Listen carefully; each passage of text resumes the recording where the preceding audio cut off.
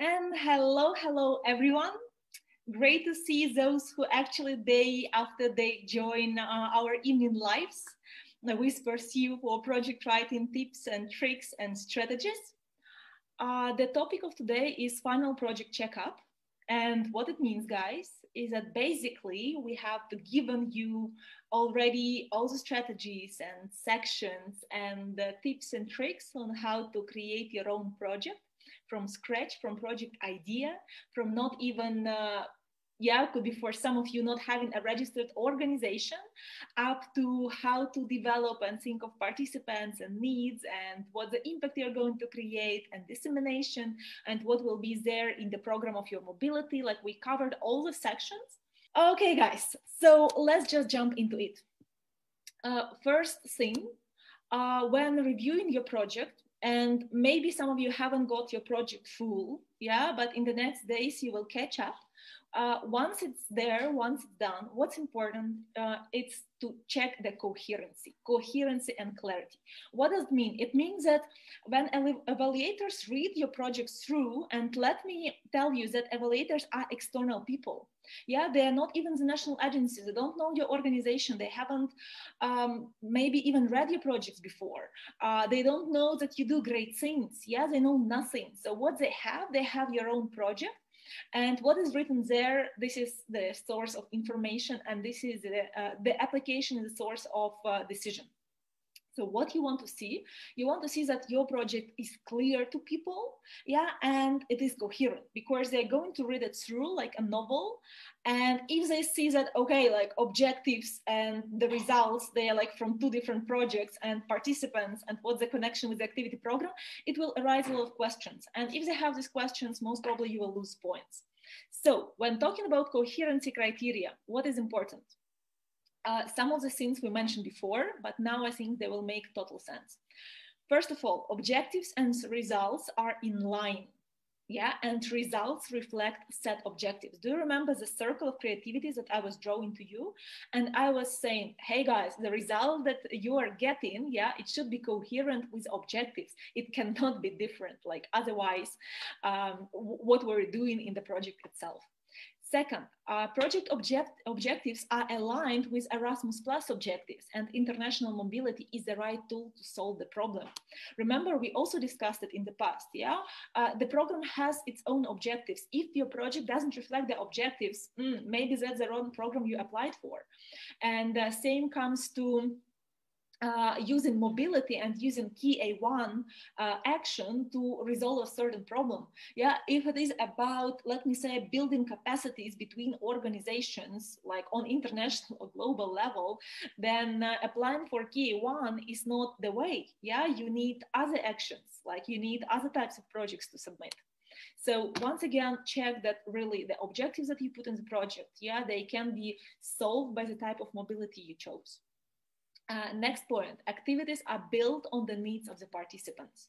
Remember, like we were talking about the needs for a lot of time in different sections, yet this type of K1 is mobility of individuals. So the core word is individuals, So in this case, you take this group of individuals, you take your target groups, you define their needs, and then only you build the program. You don't build the program based on what the topic you personally like. I mean, it can, it doesn't exclude each other, but the prior should come the needs. Another thing is that language of your application supports the application. So what I mean here is that you don't use trainers in the youth exchange, because youth exchanges are carried out by young people with the support of group leaders. Also, you have the guide, you have all our guidelines through these 2 weeks. So use the language, use the proper language. Because let me say, if they're talking about impact, use impact. If they're talking about dissemination, use dissemination, and so on and so forth. Make it closer to evaluators that are going to assess your application form. Another point for relevance, for coherency, yeah, is that partners are relevant. Yeah, and there is enough information about the partners. Back in times, we were getting feedback a couple of times that there was very little information about certain partners. So it was very hard for evaluators to check whether this partner is relevant to the project or not. And I will be talking about assessment criteria a little bit later, but there is a point that partners, their profile and their needs, yes, they are relevant to the project. So basically, it's not just your project is about climate change, and then you take organizations that you know, and they are completely not relevant because they work with unemployment, because they work with digitalization, because they work with migrants. Next thing, the application, yeah, especially for youth exchanges, is very, very clear to the person who reads it. So what I mean, yeah, remember I told you from the very beginning that you don't know evaluators. Evaluators don't know you. Yeah, so they don't know how you do things. They don't know how you prepare practicalities or logistics. They don't know your team. If you don't state the things in the application form, and if you don't give them the details, they will not know it. So make it very clear, but at the same time, very simple, especially if the idea of youth exchanges that young people are writing the application form, it shouldn't be formal academic English with, I don't know, like, I remember this phrase from my school: precipitation is disproportionately distributed. Yeah, and basically what it means is that like it was raining in different regions to a different extent. Yeah, so don't overcomplicate. Okay, so once again, yeah, just to wrap up this part, when talking about coherency and when checking your project for coherency, make sure objectives are results are in line. That project objectives are aligned with Erasmus Plus objectives and international mobility solves the problem. That activities are built on the needs of the participant. That language of your application form supports your application, yeah, doesn't raise additional questions. That partners are relevant and generally your application is easy to read and understand. How you can check it? Give your application to a third person. Give your application form, which is ready to even someone who is not connected to Erasmus. Let them read it through and then ask for an honest opinion. Do you understand? Did you understand what the project is about? Do you see the point in this project? Yeah, like get this opinion from the side. Yeah, because when you turn to people from your team, it wouldn't work with the same way. You had already super many discussions at the table. Of course, they have a different picture, a much deeper picture compared to what is there on like in the document or on the form, and they cannot give you the honest opinion. Take someone else. So this is when it comes to coherency. And there are common mistakes that throughout years we were making and we noticed. And here I also want to share the common mistakes to help you avoid them. So first, what is not in the application form is not known by evaluators. Yeah, don't count on common sense. Don't count on we do it in every project. Don't count on this is self-understandable.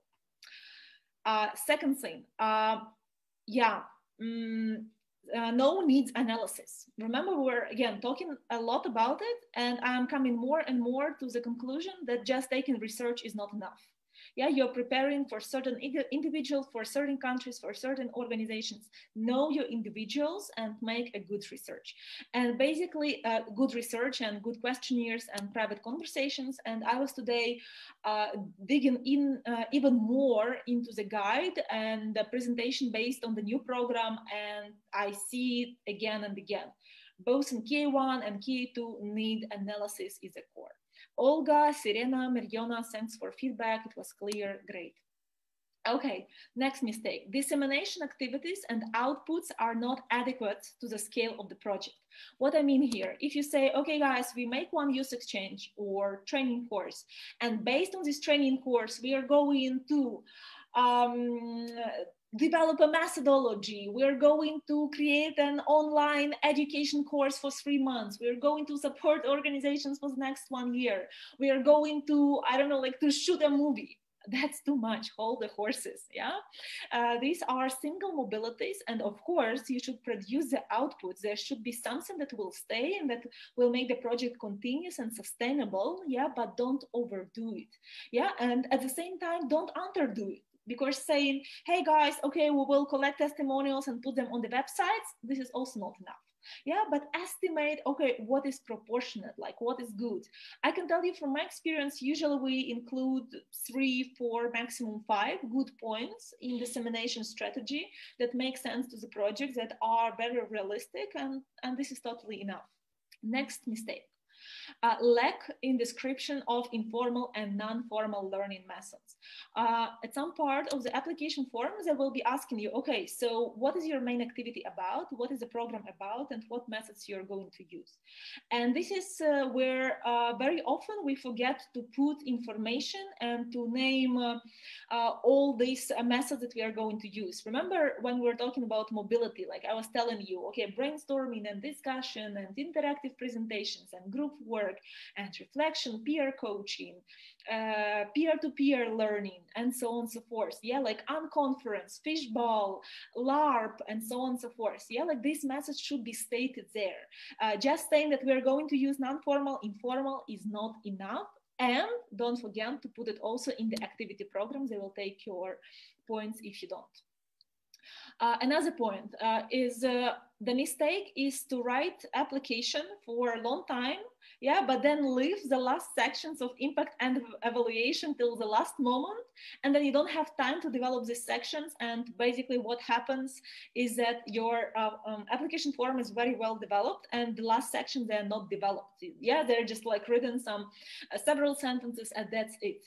So what it means is, it means take your time to develop all sections equally, because they bear similar, let me say, weight in points. I will say about it in 1 minute, but yeah, it's important. It's important. Like if you develop 2/3 of the application form, and let me say you'll get maximum points there, like it would be perfect, but your third section like sucks, you will not get the project approved. Yeah, so don't postpone the last sections of application till the very last moment.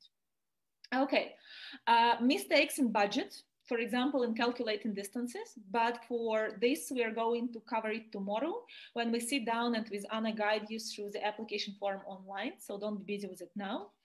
Another mistake is that application is not built around priorities of the program and topics of the program. But I hope that with all our previous Facebook Lives, this part is already covered. You already know it. You know where to look. Yeah, you know where to check. You know the topics. You know the priorities.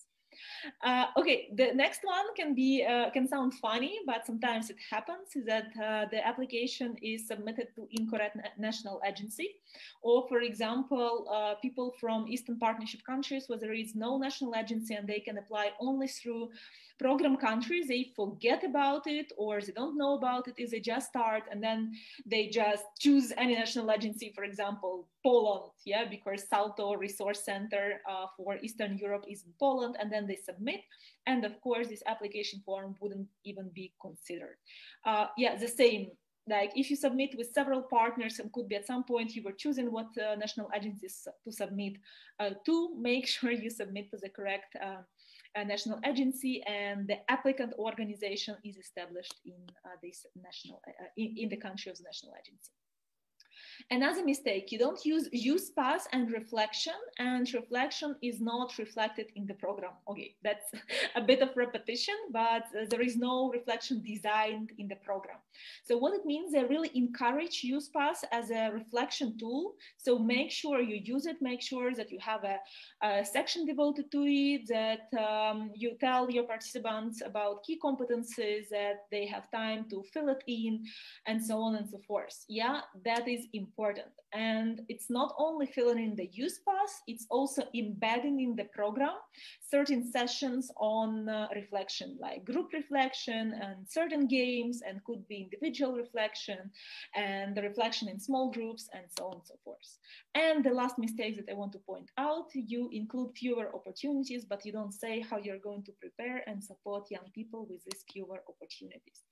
I heard it again and again from the national agencies, including young people with fewer opportunities on paper is not enough. Yeah, you really need to make sure that it's clear how you're going to include them, how they're going to fully participate in the program, and how you're going to support them. These were 10 mistakes that I put here from my experience and experience of my colleagues. The last thing that I want to mention, is that there are certain assessment criteria in every project. This assessment criteria for KA1, at least for youth exchanges, you can find on pages 130, 131 in the guide, and then you can check the same for youth workers mobilities. But what is it about?